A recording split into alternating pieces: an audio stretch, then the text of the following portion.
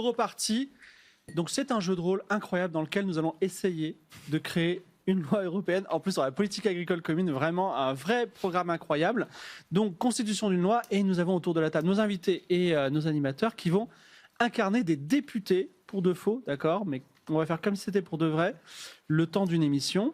Et je vais commencer par Mama Paprika qui incarne le parti qui a le plus de représentation au Parlement. Ouais. Quel est ce parti ? C'est le PPE, le Parti Populaire Européen. Le Parti Populaire Européen. Mais toi-même, qui es-tu ? Maria. Maria, ok. Ya. J.A., j'imagine. Maria. Allemande, j'imagine. Tout à fait. Ya. En 2 mots, le PPE, c'est quoi Plutôt en un peu plus que 2 mots, mais c'est la liberté individuelle, c'est le respect des traditions et l'économie de marché. Très bien, merci. À tes côtés se trouve... Bonsoir. Est-ce que c'est toujours le même ou pas ? C'est toujours le même. Très bien. Qui es-tu ? Je suis Giovanni Bordello. Giovanni Bordello. Et quel parti ? C'est un parti un petit peu fictif, mais vas-y. Ouais, je représente CRE et les Patriotes. Voilà, c'est une fusion de ces 2 partis parce qu'ils se ressemblaient un petit peu. C'est la droite franchement de droite. Giovanni Bordello, très bien. Alors là, tu viens de dire c'est la droite, mais tu peux dire un peu plus de... Je trouve ça déjà scandaleux. D'accord, ok. Que Arte, cette chaîne de gauchistes, organise cette émission à Bruxelles, comme par hasard. Comme par hasard. Je les sens un peu européens, les mecs d'Arte. C'est hyper intimidant comme plateau, c'est vachement pas facile. En plus, on est là sous la surveillance de deux eurodéputés de gauche. Donc voilà, moi, déjà, je suis pas d'accord. Très bien. En plus, c'est la première fois que vous venez en plus. En plus, je viens pas souvent. Oui, votre boîte aux lettres est juste là-bas. Ouais, j'ai vu. Dites-moi, vous avez évité le sujet, c'est un peu votre spécialité, mais quelles sont les valeurs de CRE Patriotes ? On a beaucoup pour de les gens qui découvrent les partis. Énormément de valeurs. On est pour tout ce qui est... pour tout ce qui marche électoralement. Enfin, non, mais je veux dire, on n'aime pas les migrants, on n'aime pas l'Europe. On est quand même internationaliste à notre manière. On aime bien la Russie, par exemple. C'est des gens qu'on aime bien. D'accord. Et comment on peut ne pas aimer l'Europe et pourtant être au Parlement européen ? On assume nos contradictions à notre manière. Il y a du blé à se faire, on le fait, et voilà. Très bien, merci beaucoup. Je me tourne vers SED en rose. Je ne vais plus t'appeler Mélanie, tu t'appelles comment ? Apparemment Milena Sanchez-Gaia. Dans le micro. Ah oui, pardon. Milena Sanchez-Gaia. Milena, je peux juste t'appeler Milena, ça va. Ça ira très Alors bien. dis-moi, Milena, c'est quoi ton parti ? Donc SED, c'est Alliance progressiste des socialistes et démocrates au Parlement européen. Très bien. Et tes valeurs, c'est quoi ? Et mes valeurs, c'est l'humain, c'est l'égalité des hommes, c'est le fait qu'on vive dans un monde où il y a beaucoup de solidarité et où on fait attention à la planète, au développement durable. C'est l'URSS. Quelque chose que j'ai pas dit, mais derrière chaque parti se cache un pays. Derrière le PPE, c'est plutôt l'Allemagne. Derrière CRE Patriotes, c'est un petit peu l'Europe de l'Est. Mais oui, Nicolae, ne t'inquiète pas, ne parle pas de toi. Et toi, c'est plutôt les pays du Sud. C'est ça, l'Espagne, l'Italie, la Grèce, exactement. Italien ou espagnol. Enfin, Aline. Alors Aline, beaucoup de pression. Je suis désolé, c'est ta première fois dans ce jeu et sur ce plateau. Et en plus, il y a quelqu'un de ton parti qui va te regarder. Quel parti tu représentes ? Alors, je suis les Verts. Et ton nom, c'est quoi ? Je suis Gretchen Okobrochen. Ça veut dire petit pain bio. D'accord. Et c'est quoi les Verts ? Nous, on aime la nature, l'écologie, on n'aime pas le nucléaire, on n'aime pas les voitures, on n'aime pas les pesticides. D'accord. D'ailleurs, je suis un peu mal à l'aise d'être sur ce plateau parce que je trouve qu'il y a quand même beaucoup de lumière. C'est une grosse consommation d'électricité pour juste une soirée de divertissement. Voilà. Nicolae, est-ce que vous pensez qu'elle représente bien les valeurs des Verts ? Tout à fait. Tout à fait. D'accord. Tout à fait. Bon, si on peut avoir les micros, voilà. Et enfin, je me tourne vers toi, cher. Comment tu t'appelles ? Je crois que je m'appelle, si je me rappelle, Malcolm in the Middle. Donc Malcolm, mais vous êtes américain, Malcolm ? Pas du tout. En fait, moi, j'ai 27 origines de 27 pays européens. Donc, c'est vraiment très important pour moi de représenter l'Europe aujourd'hui. Et quel est votre pays ? Et quel est votre parti ? Alors, je suis Renew Europe. Renew Europe. Et Renew Europe ? Europe. Ouais. D'accord. Dites-moi, Renew Europe, c'est quoi les valeurs de ce parti ? L'Europe. C'est vraiment très important. Mais un petit peu l'état de droit, mais aussi le droit européen, les libertés occidentales et européennes. le développement durable et européen et une économie européenne innovante et forte en Europe. Voilà. Il a utilisé beaucoup le mot Europe. Et ce que tu n'as pas dit, c'est qu'il y a un pays derrière nous. Oui, c'est un peu la France quand même. Voilà. La France, pardon. Voilà. Les Verts, c'est un petit peu l'Allemagne aussi, un petit peu la France. Voilà. Donc, vous allez tous faire proposer des amendements sur une loi que je vais vous présenter bientôt. Et le but, c'est de marquer des points. Quand vous proposez un amendement qui va dans la ligne de vos valeurs, vous gagnez 1 point. Mais également, le saviez-vous, au Parlement européen, il y a des lobbies, il y en a 10 000. Il y a une société, par exemple, qui s'appelle Facebook, elle a 30 salariés à temps plein qui sont lobbyistes. Le bon MEP qu'on adore et tout ça, c'est un affreux lobbyiste aussi. Eh bien, un affreux lobbyiste. Voilà, non, il y a Amnesty aussi, par exemple, si pour les gens, tout le monde, ça rassemble un petit peu et qui font des plaidoyers. Donc, derrière chacun de ces candidats, il y a comme dans un loup-garou, 2 lobbyistes cachés. Et ils vont essayer de placer des amendements à la loi qui vont dans le sens de ces lobbies, mais s'ils se font prendre, eh ben, au lieu de gagner des points, ils vont en perdre.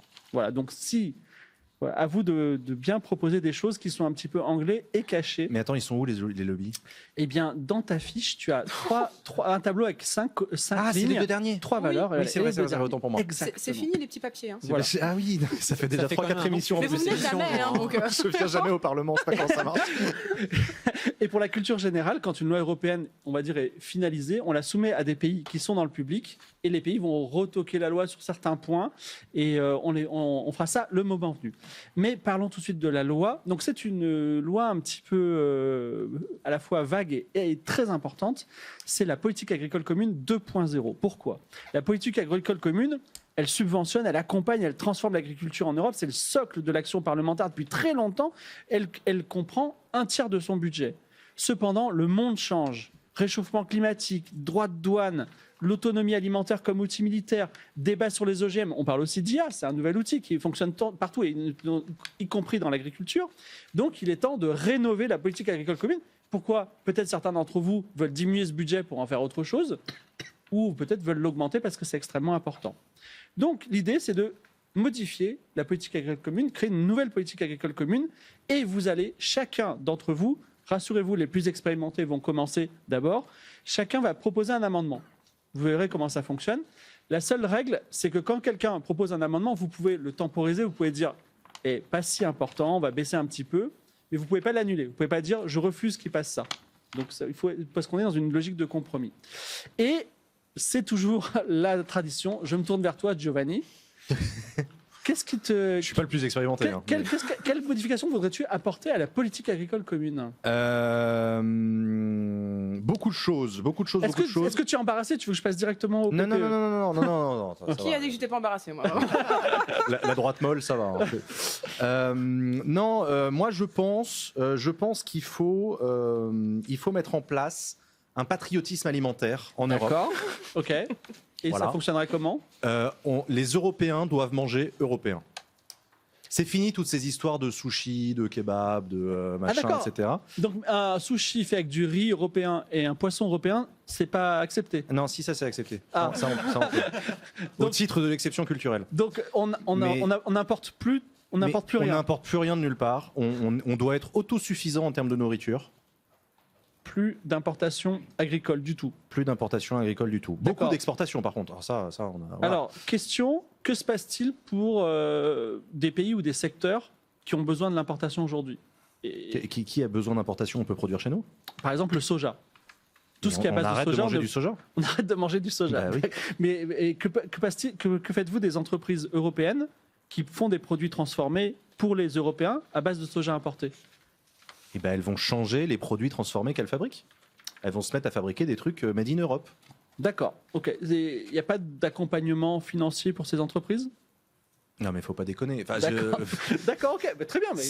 Si, on peut imaginer un plan de transition, mais pas avec les contributions des États membres, parce que nous, la France, on va réduire ça, la contribution à l'Union européenne. Enfin, nous, la France, toi déjà, tu t'appelles Giovanni Bardella.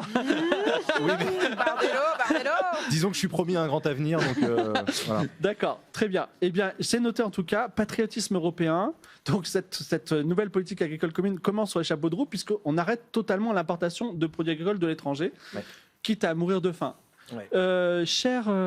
Excusez-moi, chère Marie, Ya. Maria, très bien. Que proposez-vous comme amendement? Eh bien, si on suit, t'as vu ça? Si on suit le raisonnement de mon collaborateur ici présent, On aime bien la collaboration. voilà. il va falloir mettre vraiment la main à la pâte justement pour subvenir aux besoins des Européens avec nos agriculteurs européens. Et pour cela, moi, je propose, eh bien, de demander de l'aide. À d'autres pays hors d'Europe justement d'aider à l'agriculture européenne. Alors, avec les agriculteurs. Attends, déjà, Ouais. là, on peut plus importer de produits étrangers. Mais comment on Mais demande? on importe les gens. Ah d'accord. Alors, attention, c'est J'ai pas compris. pas dit comme ça. C'est de l'immigration, c'est ça? Ouais, voilà, tout simplement. En fait, on va demander aux gens du monde entier D'accord. de venir nous aider à produire ces produits Ça. européens. Prenons par exemple des Syriens. Oui, Donc, ils souhaitent rentrer en Europe. il y a. Donc, on les accepte, puis tu dis en Allemagne, par exemple, et tu les mets à travailler dans l'agriculture, c'est ça? Ça a changé le PPE. hein. Pour compenser le déficit en nourriture à cause du patriotisme alimentaire. C'est ça. D'accord. Donc, comment dire, la politique agricole commune, désormais, subventionnera l'immigration et l'accompagnement de migrants qui travailleront dans l'agriculture, c'est ça? Dans ce cas-là, oui, effectivement. Pour aider toujours nos pauvres agriculteurs qui manquent de main-d'œuvre, évidemment. Ok, très bien. Est-ce qu'il y a des industries en particulier que tu penses qui ont besoin de ressources? On parlait du soja. Donc, pour l'instant, aujourd'hui, il n'y a pas beaucoup de culture de soja en Europe. Est-ce que tu veux planter du soja? Est-ce que j'ai envie de planter du soja? Oui, Ça pousse pas. il D'accord. y a. D'accord. Et donc, développement de nouvelles cultures Ouais. qui font défaut à l'Europe, dans le but d'une autonomie alimentaire. Finalement, vous êtes assez d'accord? Il est d'accord. Son coup, Il est d'accord. Il ne sait pas, il est d'accord. son coup de non. Ouais, non, pas trop, non. Chère Mélina, est-ce que tu as un amendement à me proposer? Qu'est-ce que tu penses du patriotisme alimentaire? Je pense que ça pourrait fonctionner à une condition, Oui. c'est que on subventionne les salaires, que les ouvriers soient bien payés, que les agriculteurs soient bien payés. Et dans ce cas-là, je pourrais me joindre à cette proposition, mais il faudrait qu'il y ait des planchers minimums. Donc, par exemple, quelle idée on fait venir quelqu'un d'un pays externe à l'Europe pour travailler dans ces nouvelles surfaces agricoles parce qu'on a on a un déficit à cause du patriotisme alimentaire. Et quel salaire minimum tu proposerais pour un ouvrier agricole par mois en euros? 3000. D'accord. Très bien. Et ça, c'est le salaire 3 000 minimum? euros par mois pour un agriculteur? Oui, mais en Ok. fait, là, on est sur nourrir les gens, donc c'est quand même l'action la plus importante qu'on puisse avoir. Donc ça me paraît quand même cohérent qu'on rémunère à sa juste valeur les gens qui nous donnent à manger finalement. Ça, c'est un salaire minimum pour chaque personne qui travaille dans l'agriculture, Oui. qui soit déjà agriculteur dans le sein de l'Europe, quel que soit le pays, y compris si on Pour- vient, pour on pour fait le tous programme les d'immigration du PPE. C'est ça? Oui, on le exactement. finance comment ce truc Bah, grâce aux cultures de soja qui vont se développer. C'est ça, on va vendre du soja. D'accord. Dans toute l'Europe. Est-ce que je remarque, mais peut-être c'est volontaire, que ce salaire minimum ne prend pas en compte les inégalités, on va dire, financières des pays? C'est OK pour toi? Pour moi, en Europe, il va falloir qu'on se serre les coudes et qu'on agisse ensemble et que chaque humain soit payé à la même valeur. D'accord, très bien. Dans tous les pays, par personne. Écoute, c'est très intéressant. Et, excuse-moi, je me tourne vers Gretchen. Gretchen, est-ce que vous avez est-ce que déjà, globalement, cette approche de la PAC 2.0, c'est-à-dire météorites, on n'importe plus de denrées alimentaires, quelles qu'elles soient, donc fini les céréales déjà, Kellogg's, tout ça, hein, bien sûr, aussi, on parle beaucoup du soja, mais voilà. Mais ça irait dans le sens de l'écologie, ça ferait beaucoup moins de transport. Tout à l'heure, vous disiez oui, mais quitte à mourir de faim. Mais vous savez, c'est très écolo de mourir de faim. Parce qu'après, quand on est mort, on se transforme en compost et c'est très bon pour la planète. C'est d'ailleurs bien meilleur que les pesticides. D'ailleurs, moi, je trouve ça consomme beaucoup scandaleux moins. qu'on mange encore des pesticides à nos jours. Donc, selon moi, tout ce qui est nucléaire, OGM, pesticides, tout ça, ça doit complètement disparaître. Et j'exige une Europe totalement bio d'ici 2050. Wow. Alors, d'ici 2050, C'est ça. tout bio. Qu'est-ce que ça veut dire pour vous, bio? Pas de pesticides, ça c'est non négociable. Zéro pesticide. Zéro pesticide. Aucun OGM. Zéro OGM. Ok. Si idéalement l'Europe pouvait se tourner vers des alternatives à la viande, ce serait vraiment l'idéal, mais on peut déjà se baser sur 100% bio, ça me conviendrait déjà. D'accord. Et qu'est-ce que vous entendez par des alternatives à la viande? Mourir de faim. Non mais c'est une plaisanterie, mais soyons sérieux. Est-ce que par exemple vous dites, passons de 3 repas par jour à 2, on va pas mourir? Oh, le cannibalisme, c'est écolo, vous savez. D'accord. Mais Disons disons, qu'on sera obligé de porter des sarouels. Tout nu, c'est plus écolo. Et tout nous, c'est plus écolo. Ou alors si ton sarouel est biodégradable. Ou en bambou. Non, quoique le bambou, après, ça prive les pandas de nourriture et Ouais, c'est pas c'est bien non vrai. plus. pour que ça passe, je vous propose réduire la consommation alimentaire générale, ça vous Oui. va? Voilà. Oui, oui. D'accord. Je me tourne vers Nicolae, qui m'est caché malheureusement par mon ami Bordello. Excusez-moi. Alors, c'est un petit peu extrême, mais que pensez-vous d'un objectif tout bio d'ici 2050? Je soutiens Gretchen dans tous ses propos, incluant les propos un peu non éthiques. Mais ça me rappelle une histoire en fait de José Bové qui était ici au Parlement et qui Il est qui cannibale. soutient en fait l'histoire il a conduit une bataille très importante ici contre les OGM. Et je me souviens d'une visite que José Bové faisait aux États-Unis. Et il y avait un collègue de M. Bordello qui lui dit allez, José, tu vas venir avec nous aux États-Unis, alors tu dois faire des sandwichs, puisque tout ce que tu vas manger aux États-Unis, c'est des OGM. Donc, ça me rappelait cette histoire. C'est bien quand même qu'en Europe, on peut se permettre de ne pas être forcé d'avoir des sandwichs et de manger que de la nourriture, que de la bouffe mauvaise. Est-ce que, d'un point de vue écologique, c'est évident, alors pas mourir de faim, mais faire 2 repas au lieu de 3, c'est forcément plus écologique. Il y a moins de consommation, moins de croissance. Est-ce que c'est quelque chose que vous avez évoqué ou pas? Pourquoi pas, si les repas sont très bien. Mais faisons tous les blagues du monde.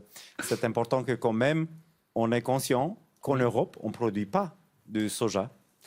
Et on doit faire attention que le soja qu'on importe ici ne mène pas à des forêts qui sont détruites.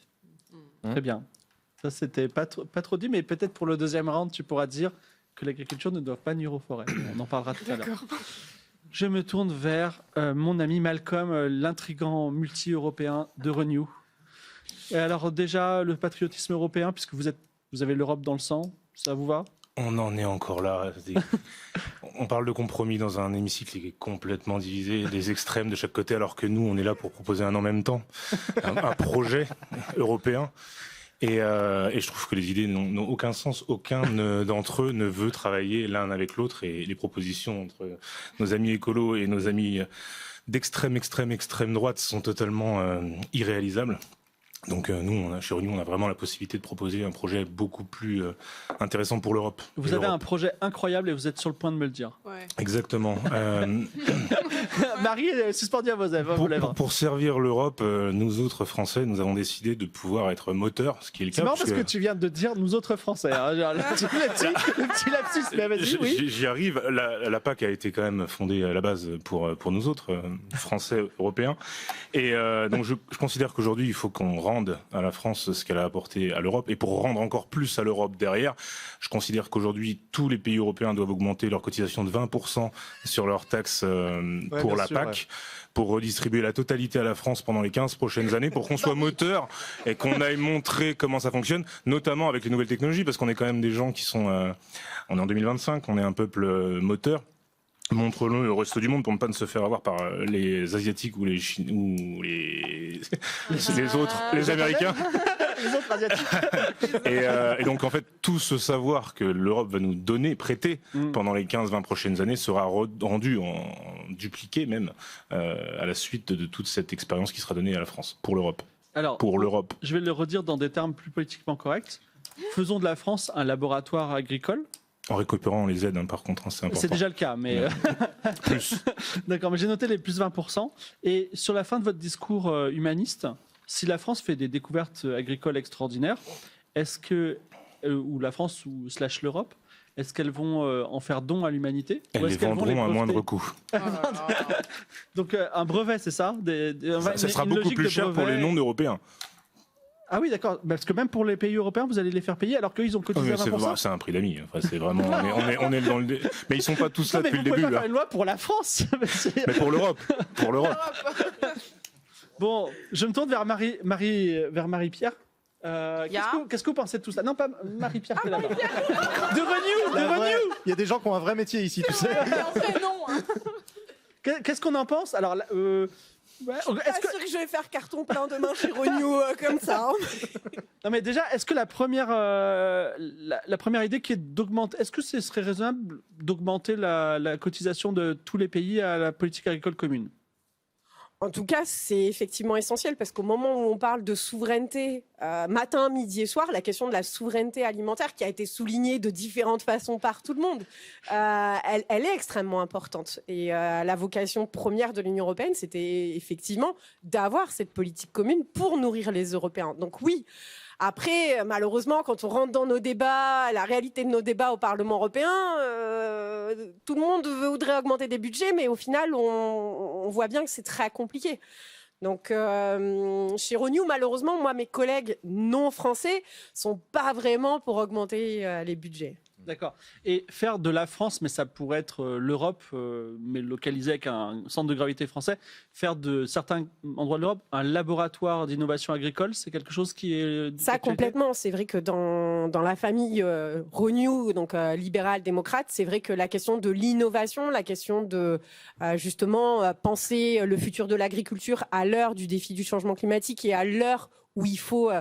continuer à nourrir à la fois bien sûr les Européens, mais pas que les Européens, ça c'est quelque chose effectivement de fondamental pour notre famille. Dernier point, c'est une question qu'on ne s'est pas trop posée, mais on a parlé de cette question de l'Europe où la France fait une découverte incroyable. Le soja qui pousse dans l'eau salée par exemple, on le met dans la mer.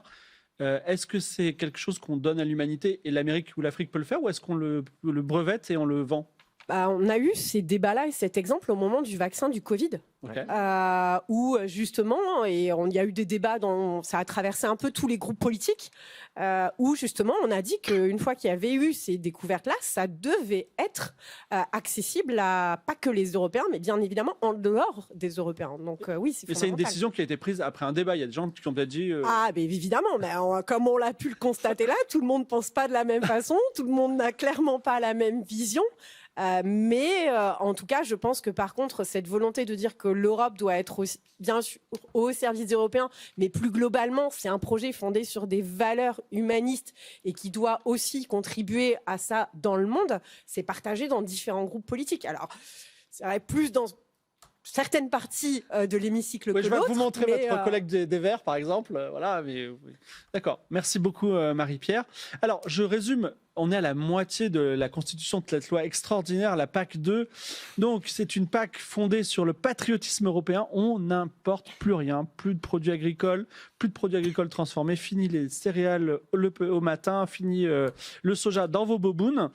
Mais on investit, on prend une partie de ces subventions, de ce tiers du budget européen, pour financer un effort d'immigration en Europe. Qui va développer la carence qu'on ne pourra plus importer.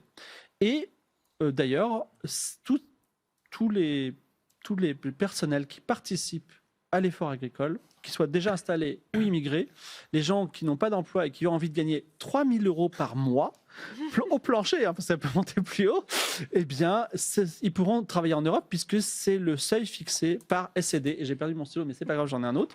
Et d'ici 2050, dans le cadre de ce programme, d'ici 2050, on veut une agriculture zéro pesticides, zéro OGM, qui réduit la consommation. D'accord, j'ai enlevé le cannibalisme. Et pas très ambitieux. Gratuit en plus. Oui, on pourrait faire des sacrifices humains. On nous a proposé ça une fois aussi pour le réchauffement climatique. Et enfin, on augmente de 20% la contribution de chaque pays à la politique agricole commune, qui permettra de financer un laboratoire d'innovation agricole on va dire, dont le centre de gravité serait peut-être la France, parce qu'on on a beaucoup de culture et un sens de l'innovation, j'imagine. Et ces découvertes qui profiteront à toute l'Europe feront l'objet de brevets qui seront ensuite vendus à bon prix suivant la tête du client. C'est ça? Voilà. Et je me retourne vers Monsieur Bordello. Dites-moi, quelle est votre deuxième proposition? Alors, je vais chercher ce stylo. J'ai entendu beaucoup d'horreurs. Mes oreilles saignent face à tant de bolchevisme. Vraiment. Le mot est dit. Parce que moi, j'ai l'habitude d'écouter ces news. J'entends pas ça. J'entends des vraies informations sourcées. Et du coup, je suis un peu perdu. Je me dis qu'il faut qu'on défende les agriculteurs qui ont besoin d'être défendus. Et moi, je pensais. Attendez, excusez-moi. Défendre les agriculteurs. Là, on vient de leur donner 3 000 € par mois. Oui, mais c'est du fruit de parce que moi je ne crois pas à la subvention qui tombe du ciel. Je ne crois pas à ce système d'assistanat qu'est aujourd'hui la politique agricole commune. D'accord. Hein, cette manière de verser de l'argent directement. Vous êtes pour une méritocratie agricole. Je suis pour une méritocratie agricole, exactement, et surtout dans le domaine des alcools, du vin. D'accord. Parce que chez nous, en France, il y a beaucoup de vin. Donc, alors chez nous, arrête de dire chez nous en France, tu n'es pas français. Ah oui, non, Giovanni Bordello, non, c'est pas mais cela dit, la vodka, la Zubrovska, tout ça, c'est chez toi. Chez nous en Russie, il y a aussi non, pas la Russie. Zubrovska, c'est la Pologne. Méritocratie agricole. Oui, je note. Méritocratie agricole, et je propose l'abolition. Parce qu'en plus, on est dans un contexte international. Oui, vas-y, en plus, vas-y, qu'est-ce qu'il y a? On n'en a pas parlé, mais on est dans un contexte international tendu, oui, avec les droits de douane. Et les droits de douane. Les tarifs de Donald Trump. Pourtant, je l'aimais bien, Trump. Et la Chine qui produit du whisky maintenant. Et la Chine qui produit du whisky. Et non, mais on est pris en étau dans une internationale fasciste. Enfin, non, mais. Si, mais bref. Tout ça pour dire que ça fait souffrir nos producteurs de pinard. Et donc, je propose l'abolition des taxes sur l'alcool, sur le vin. Alors, ça veut dire que si j'achète une bouteille de vin en France, moi, français, il n'y a pas de taxe dessus. Il n'y a pas de taxe dessus. Il y a tout un système qui s'effondre. Pas de TVA, pas de machin. Oui, mais ça encouragera la croissance du domaine viticole et alcoolier et alcoolique, etc. D'accord. Pas de taxe sur l'alcool. Merci, c'est noté. C'est vrai que ça va augmenter on va dire à la fois la production. Et puis l'envie, le goût. Il faut faire découvrir aux enfants la vitalité de nos terroirs. Très bien. Vous remarquez juste une chose, parce que vous en parlez, vous remarquez que les jeunes boivent de moins en moins d'alcool. Oui, c'est un problème. C'est un vrai problème. Vous pensez que c'est lié au prix de l'alcool? Quand on a un patrimoine viticole comme le nôtre, je trouve que c'est un problème grave que les jeunes boivent de moins en moins d'alcool. Et votre analyse, c'est que les jeunes boivent moins d'alcool parce qu'ils ne peuvent pas se permettre d'en acheter? Parce que ça coûte cher. Okay. Vous avez vu le prix de la pinte? Très bien, merci beaucoup. Je me tourne à Maria, PPE. L'alcool, un avis sur le sujet? Enfin, après... Mais oui, tout à fait. D'ailleurs, on a parlé plutôt d'accessibilité. Moi, c'est quelque chose qui me parle, justement. On a parlé d'accessibilité? Oui, on a parlé d'accessibilité. On a parlé d'accessibilité, peut-être en off. En tout cas, on a parlé d'accessibilité sur le fait que dès lors qu'on a un produit, quelque chose, il faut le laisser justement faire sa vie sur d'autres pays. Et les agriculteurs, il faut les laisser faire, il faut les laisser produire ce qu'ils veulent. Et justement, c'est pour ça que moi, j'ai envie qu'on les laisse produire et vendre leur lait, leur maïs, leur vin, leur bière, toujours avec modération forcément, mais également au niveau de la viande. Moi, je trouve que nous, en Allemagne, on a une spécialité, le currywurst. Franchement. Et ça, pouvoir laisser les agriculteurs justement profiter du véritable terroir, du patrimoine qu'on a. Vous savez, la chasse, c'est une tradition qui se respecte, forcément. Et donc moi, je me dis vraiment que la proposition, c'est il faut qu'on laisse les agriculteurs vendre ce qu'ils veulent. En plus, on va avoir justement cette... Je comprends pas. Par opposition à aujourd'hui, où ils ne peuvent pas vendre ce qu'ils veulent? Non, il y a beaucoup trop de restrictions. Comme Qu'est-ce qu'on peut pas vendre? Des quotas. Il y a des quotas. Donc, abolition de tous les quotas? Ah ouais. D'accord. Abolition des quotas, donc... Mais oui, en fait, au niveau de la santé, tout ça, il y a des restrictions, il y a un organisme, je crois que ça s'appelle l'OMS, quelque chose comme ça, qui fait que il faut pas manger plus de temps, plus de ci, moins de ça. Plus de recommandations de santé? Moins, en tout cas. D'accord, mais le fait que... Vous pensez pas que ça va affecter la santé des citoyens européens? Mais de toute façon, ils mangeront des bonnes choses, donc ça ira. Parce que ce que vont produire les agriculteurs sera bon. Ouais. D'accord, très bien. Donc, moins d'encadrement sanitaire. Ouais. Ok. Les nutriments, là, tout ça, c'est... ça, franchement, il y a 100 ans, on s'en fichait. Hein. Donc Vraiment. là, on vient d'avoir coup sur coup 2 propositions qui sont accessibilité de l'alcool pour les jeunes. Avec et, modération. Plus de quotas et plus de recommandations sanitaires pour tous les produits, c'est ça? Ça me va, ouais. Vous ne pensez pas que ces 2 propositions conjuguées vont pas affecter la Ça santé des s'appelle la citoyens? liberté, monsieur. D'accord. Franchement, Non, mais il y a un moment, c'est bon, quoi. Ça s'appelle la liberté. On veut, enfin, je sais pas, voilà, mais on veut libérer l'Europe de toutes ces contraintes bureaucratiques décidées à Bruxelles par des costards cravates. Donc vous faites partie. Chère Mélina, face à tout ça, est-ce que déjà la santé des citoyens européens vous tient à cœur ou finalement vous trouvez que la liberté n'a pas de prix? Moi, je vois qu'en face de nous, il y a une coalition qui est en train de se former et qui m'inquiète profondément, je dois le dire, parce qu'il me semble que l'avenir de notre pays dépend aussi de notre santé. Et face à cette coalition, j'aimerais faire une main tendue vers un parti qui me paraît proche de mes valeurs. Je m'adresse à Gretchen et à son parti des Verts. Et je voudrais proposer qu'ensemble, pour que le bio soit adopté de partout, on arrive à mettre en place des conditions pour bénéficier des subventions de la PAC. Et donc, c'est-à-dire qu'il faudrait que chaque pays qui souhaite recevoir ces subventions ait au moins un engagement écologique d'une certaine manière. Le bio en est une. Donc, par exemple, si le pays propose de l'agriculture bio, eh ben, nous nous joindrons ensemble à leur donner, à leur verser des subventions à ce moment-là, mais uniquement à ce moment-là. Donc face à cette abolition de quotas et de recommandations et C'est la d'encadrement, conditionnalité des aides, c'est ça? ouais.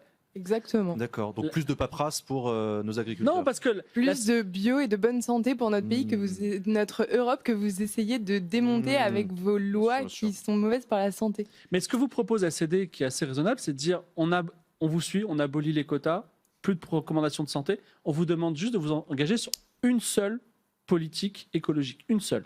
C'est moins que beaucoup. C'est beaucoup trop. Oui, mais c'est trop tard pour vous. Donc vous proposez une seule condition. Est-ce que vous pouvez me donner 2 exemples, par exemple? Il faudrait 50% de protéines végétales sur le territoire, ainsi qu'une agriculture 100% bio pour rejoindre les recommandations du Parti des Verts.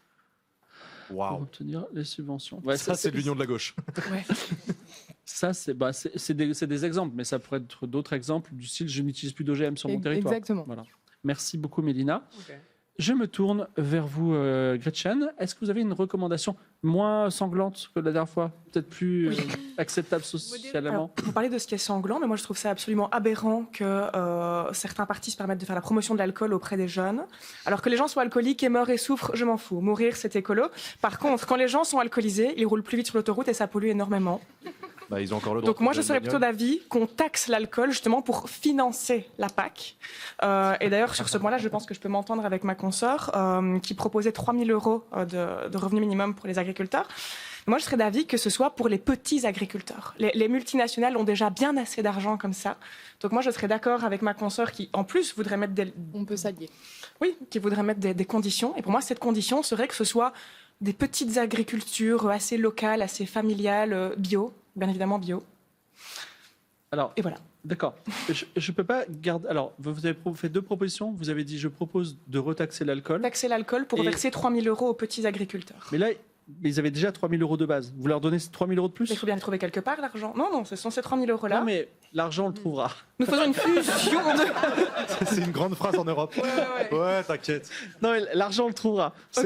Mais est-ce qu'ils ont déjà 3 000 €? C'est SCD qui s'est engagé à ça. Est-ce que vous voulez leur donner un peu plus? Non.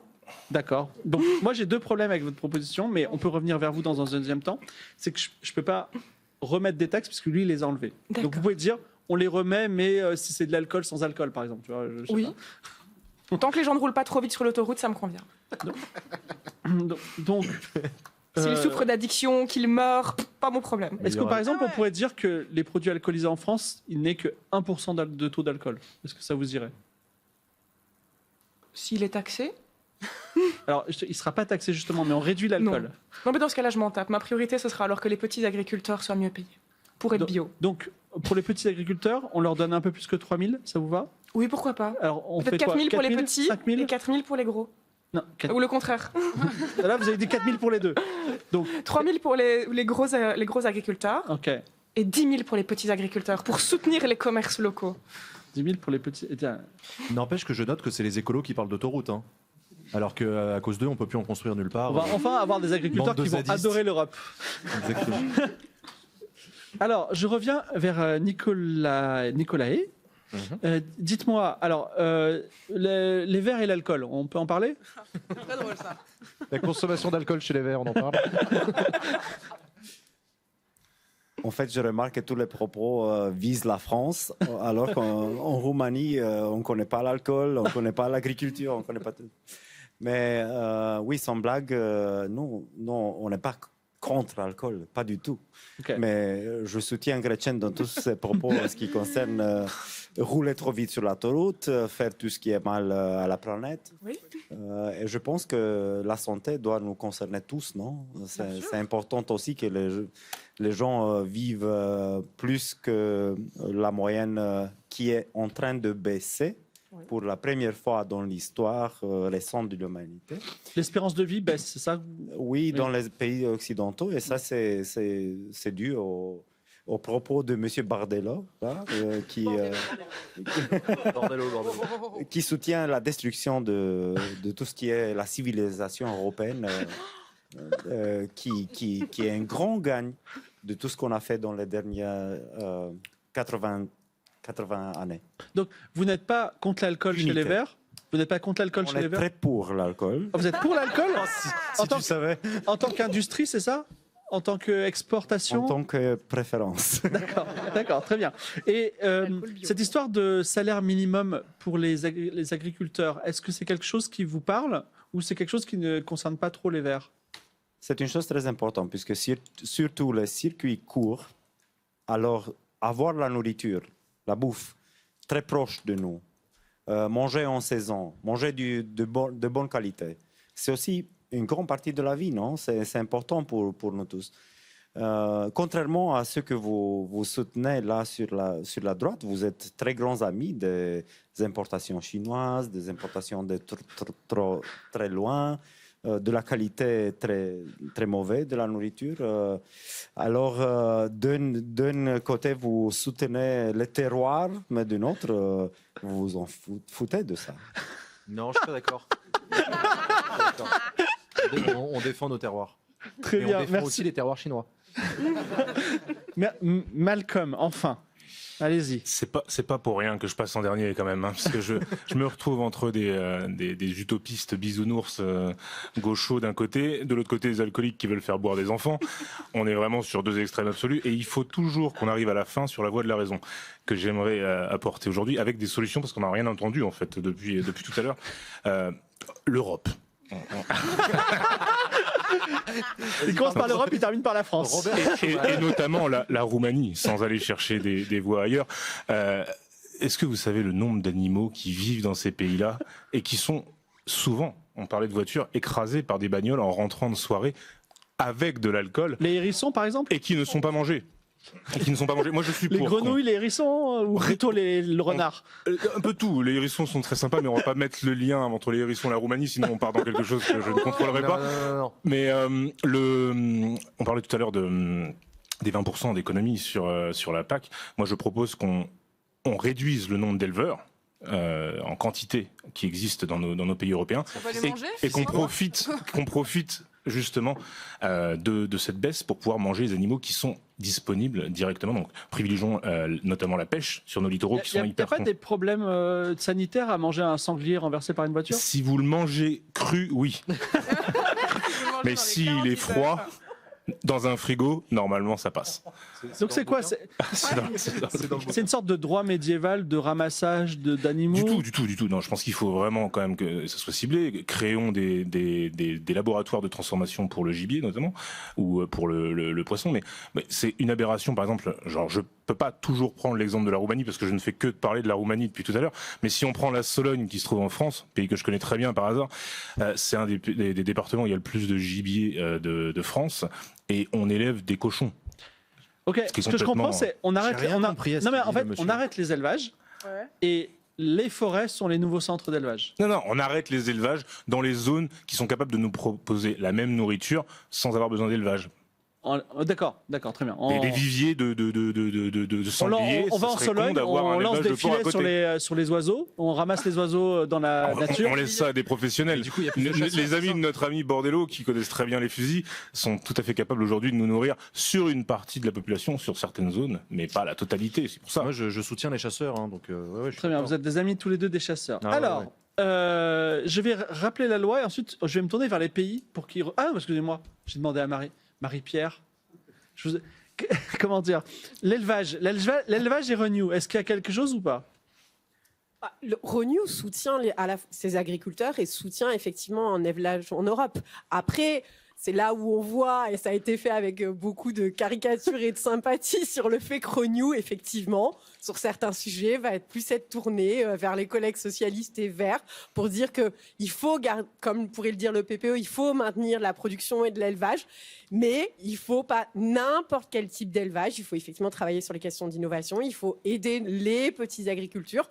On essaye effectivement d'être cette voie d'équilibre et cette voie de raison. J'espère qu'on n'est pas aussi caricaturaux parfois et qu'on n'est pas comme ça. Mais c'est ce qu'on tente de faire. Mais bien aussi, comme ce qui a été soulevé par les collègues, la question aussi de l'agriculture, derrière, c'est des questions de santé publique, c'est des questions climatiques. Et donc, c'est un mix de tout ça sur lequel il faut trouver la bonne position d'équilibre, mais pas perdre l'élevage en Europe non plus. La santé publique a pris cher. Alors, je vais répéter la loi, ensuite je vais me tourner vers nos charmants pays. Alors, normalement, on demande à tous les pays, mais on a résumé en blocs de pays qui ont des philosophies communes pour pouvoir gérer l'émission en moins d'une heure. Donc, la loi, la nouvelle PAC, c'est quoi? C'est le patriotisme européen. Plus d'importations agricoles de produits venant de l'extérieur. Par contre, on utilise une partie de l'argent pour faire venir des ressources qui viennent d'autres pays pour créer tout ce qui nous manque. Les soja, on en a parlé. Salaire minimum 3 000 €, pour tous les gens qui travaillent en Europe dans l'agriculture, quel que soit leur poste, quel que soit leur statut. Et voilà. Et d'ici 2050, un objectif en Europe, plus de pesticides, plus d'OGM, réduction de la consommation, augmentation pour chaque pays de 20% de la contribution à la PAC, qui permettra de financer un laboratoire d'agricole qui fera l'objet de brevets qui pourront être exploités, vendus à des... suivant... c'est pas encore clair, mais ce ne sera pas donné gratuitement. Voilà. Développement d'une méritocratie agricole qui, je ne vois pas vraiment le lien, mène à une abolition de toutes les taxes sur l'alcool. Voilà. Le lien est évident. Le lien est évident. Également, toujours abolition de tous les quotas, de toutes les restrictions. C'est-à-dire, vous ouvrez votre ferme demain, vous pouvez cultiver, produire ce que vous voulez. Il n'y aura aucun encadrement sanitaire, notamment. Pardon. Oui, il n'y aura pas d'AGM et pas de pesticides dans ce cadre-là. Oui. Voilà. Et d'ailleurs, SCD, on a rajouté une petite couche. C'est-à-dire que si vous voulez toucher la moindre subvention de la PAC, il y a une seule condition, c'est qu'il faut que vous ayez un engagement écologique quel qu'il soit. Voilà. Donc, un engagement vertueux sur ce que vous produisez. Et on va même dire que ces 3 000 € seuil plancher montent à 10 000 € par agriculteur pour les petits agriculteurs. On va dire les exploitations de moins de 10 personnes, ça va? Oui. Voilà, de moins de 10 personnes, ça fait déjà 100 000 € par exploitation de subvention par mois. Par mois. 1,2 million par ferme. Hein. Voilà. Et on diminue l'élevage. Voilà, on diminue l'élevage.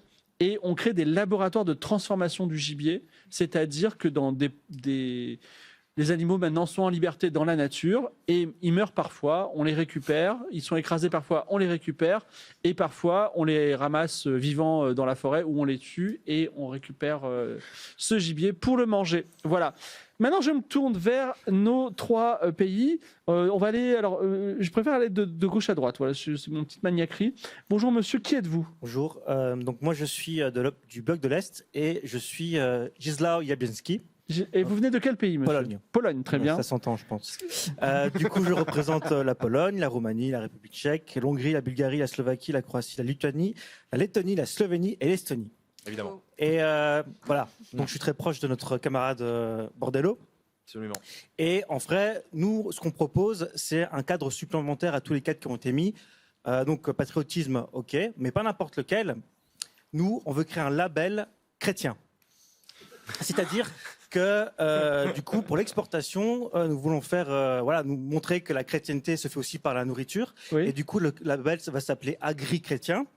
Et pour cela, nous voulons absolument que les terrains soient des terrains consacrés et que tous les ouvriers agricoles, surtout ceux qui viennent de l'extérieur proposés par le PPE, soient convertis à la chrétienté. D'accord. Voilà, Tout type de chrétienté, protestant, catholique, ça passe? Alors, évidemment, on favorise le catholicisme. Du coup, mais nous sommes tous frères occidentaux et tous frères chrétiens, donc oui, une certaine tolérance. Et les autres religions abrahamiques? Je ne vois pas de quoi vous parlez. D'accord, très bien. J'ai noté le label agri-chrétien et la nécessité d'être catholique baptisé, c'est ça? Oui, complètement. Et du coup, les terrains consacrés, excusez-moi. C'est oui. ça, les terrains consacrés. Et du coup, l'objectif, c'est aussi de faire, par la nourriture, faire du missionariat par l'exportation. Du prosélytisme? C'est ça, du prosélytisme. Très bien. Merci par l'exportation. Ok, d'accord. Pourquoi pas. Merci, c'est noté. Merci. Ensuite, qui êtes-vous, madame? Bonjour, donc je suis une femme issue soit de la France, de l'Allemagne ou d'un pays scandinave. Il ne faut pas le dire, il faut dire. Tu es issue d'où? D'accord. Alors, dans ce cas, je m'appelle Greta Grün. D'accord. Je suis une ministre allemande, donc du bloc du nord-ouest du continent européen. Et donc, je représente ainsi l'Allemagne, la France, les Pays-Bas, la Belgique, la Suède, l'Autriche, le Danemark, la Finlande, l'Irlande et le Luxembourg. Donc voilà, donc, un bloc assez indigeste. Cependant, que proposez-vous? Alors, d'abord, j'entends beaucoup de choses différentes.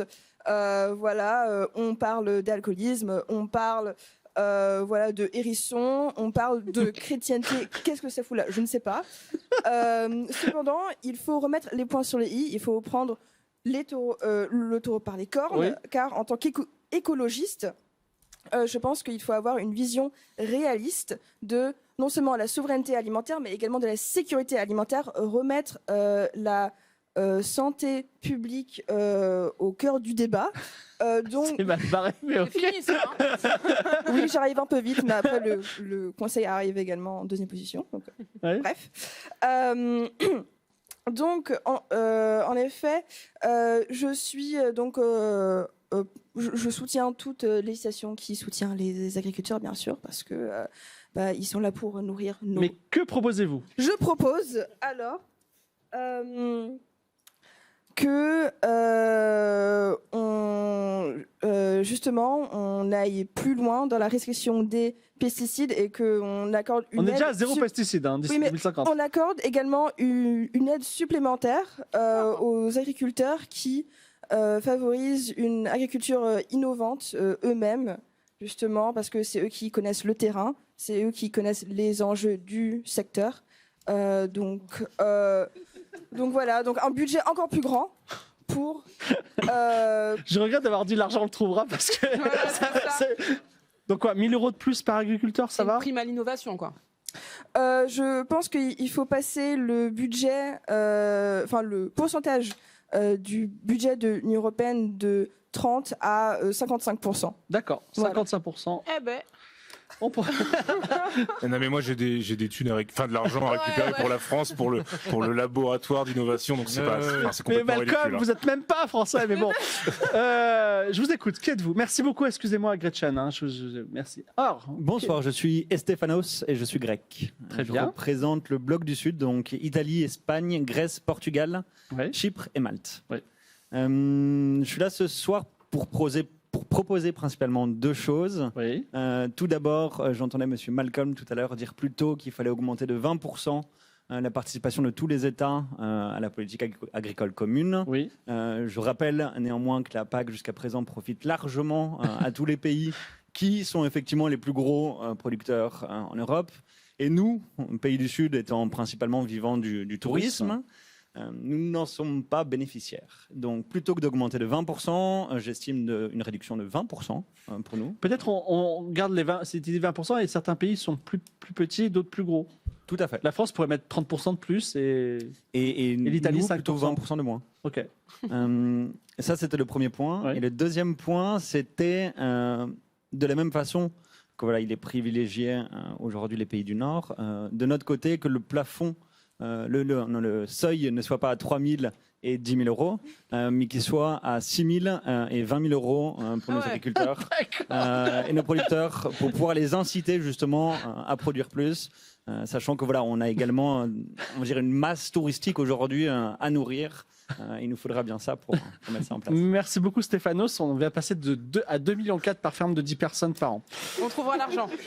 Voilà, on trouvera l'argent. On vendra du soja. Alors, certains d'entre vous ont peut-être essayé de favoriser des lobbies secrètement. Premier arrivé, premier servi, vous pouvez dénoncer quelqu'un en disant « je pense que tu œuvres pour ce lobby ». Je pense que M. Bordello œuvre pour Brewers for Europe. Travaillez-vous pour Brewers Pour for les alcooliques Europe. en Europe. Voilà. C'est possible. Il n'y en a pas beaucoup. Allez, alors, plus 2 points pour les Verts, moins 2 points pour CRE. Moi, je crois que Gretchen travaille pour Addiction France. C'est vrai? Équilibrage, donc.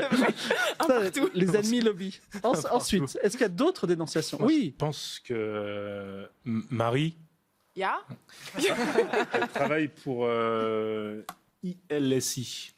C'est quoi? International Life Science Institute. C'est le Pepsi. C'est ça. Ouais. Travaillez-vous pour le lobby des boissons sucrées? Ya Donc plus 2 points pour Renew, moins 2 pour le PPE. D'autres dénonciations? Ouais, j'aimerais dénoncer Malcolm. C'est plutôt normalement là-bas qu'on dénonce. Je pense que Malcolm est avec la Fédération des associations de chasse et conservation de la faune sauvage de l'UE. Est-ce que c'est le cas? Oui, mais c'était écolo. Moins 2 points pour Malcolm. Putain, on n'a pas été discret. Hein. 0. C'est bien. Et le grand gagnant de ce soir, qui a marqué le plus de points, ça arrive rarement, mais habituellement c'est Renew qui gagne, c'est Mélina de SCD. Yeah. Voilà.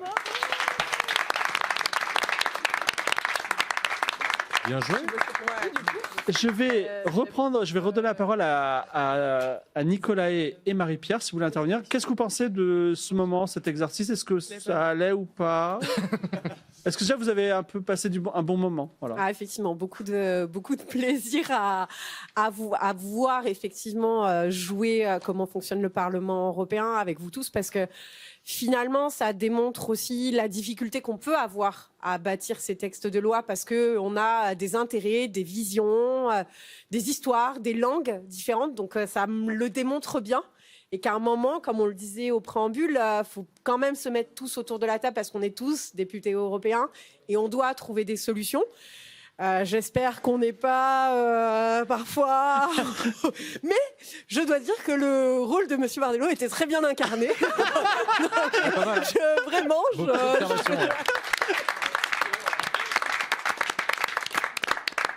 Et Nicolae? Moi, je dois dire qu'il est beaucoup moins charmante, le vrai. D'accord. Mais il vient rarement aussi, hein, il est comme moi. Mais ce que je veux dire, c'est que j'ai apprécié l'idée de Vatiscore, non, de l'unscore de la foi. Disons Vatican, Vatiscore. Mais bon, ça me met en tête que on doit jamais arriver à ce genre de folie. N'importe quel pouvoir politique on a, on doit avoir jamais ça en Europe. Et deuxièmement, et dernièrement, j'espère que s'il y a des gens qui nous regardent sur Twitch et qui sont dans des villages, qui connaissent très bien l'agriculture et le développement rural, qu'ils ne pensent pas qu'on se moque d'eux. On les respecte et je pense qu'on les aime aussi. Et tout ce qu'on a démontré ce soir, c'est les excès qu'on ne doit pas toucher, je pense. Oui. Oui. Cela dit, s'ils nous écoutent et qu'on leur promet 20 000 euros par mois, pour moi, c'est quand même pas mal. Voilà. Et juste une question. On a transformé les lobbies en loup-garou, en jeu de loup-garou. Est-ce que les lobbies, par exemple, les lobbies de l'alcool qui vient voir CRE Patriote et CRE Patriote qui dit qu'il faudrait enlever la taxe sur l'alcool, c'est quelque chose qui arrive ou pas au Parlement? Oui, bien sûr, mais nous, on doit déclarer tous les lobbies qu'on voit, toutes les réunions. Moi, je n'ai pas de lobbies derrière moi, mais on voit des gens qui représentent leur industrie. On doit déclarer sur le site Internet. J'espère que tout le monde le fait. Je suis sûr que nous deux, on le fait. Voilà. Merci beaucoup. Je vais laisser la parole à Jean pour conclure cette émission. Et il vous remerciera aussi de votre présence. Eh ben, je vous remercie. On peut applaudir très fort Nicolas et Marie-Pierre Vedren, nos 2 eurodéputés qui sont venus. C'est la fin de ce stream, chers amis. Merci de nous avoir suivis. Rendez-vous sur la chaîne Twitch d'Arte jeudi 2 octobre pour le retour de Autour de minuit, tourné dans les rues de Bastia. Mercredi 15 octobre pour le prochain jour de play avec TPK évidemment. Et le lundi 27 octobre pour le prochain Euroguesseur. Notez-le bien dans votre agenda. Et puisque vous avez votre agenda entre les mains, notez bien le vendredi 31 octobre pour Halloween. Il y aura une comédie d'horreur en direct. Ça s'appelle Les Burgers Sanglants. Ce sera en direct sur Twitch, sur YouTube et dans des cinémas. Il y a des places à gagner, point d'exclamation burger dans le chat pour avoir toutes les informations. Il me reste à remercier du fond du cœur Arte, le Parlement européen, nos chers invités, les chroniqueurs, la technique, la prod, le public. Merci à tous, c'est la fin de cette émission. Ciao, bye bye. On va arrêter Zerator.